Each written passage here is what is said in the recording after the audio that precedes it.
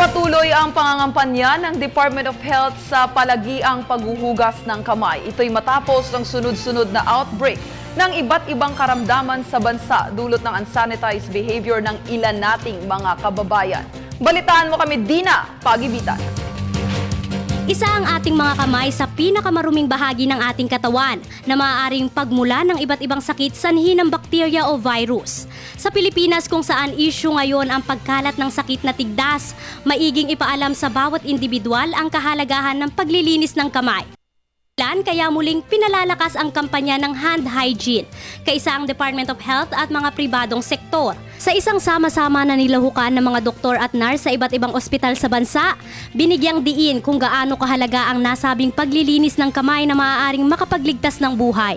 Applying a system change means that you change the concept and you move from soap and water to actually rubbing your hands with alcohol. Hand hygiene is the cheapest and most effective measure to prevent hospital-acquired infections.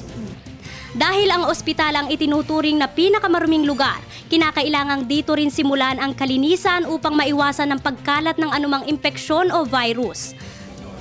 Dahil usong-uso ang mga sakit ngayon kung saan nakukuha natin ito sa maruming kapaligiran, mahalaga na dapat alam natin ang mga pag-iingat na dapat gawin.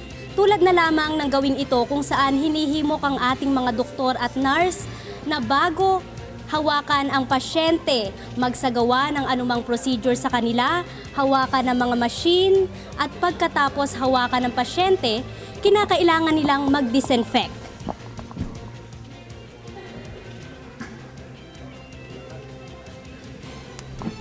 Ito ay upang maiwasang ang anumang bakterya o virus mula sa isang pasyente patungo sa susunod na pasyente.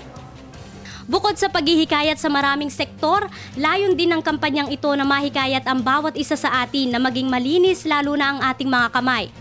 I've always been asked what is the best way to actually control infections. And the best way is really to have clean hands, to clean your hands every time. And bagamat mayroon ng universal health care o ang kalusugang pangkalahatan ng ating bansa, kung saan aabot na sa 95% ng ating populasyon ang masasakop nito, hindi ba't mas maiging maging malusog? Sa simpleng paglilinis o paghuhugas ng ating mga kamay, malalayo na tayo sa anumang sakit, makakatipid pa tayo sa anumang gastusin.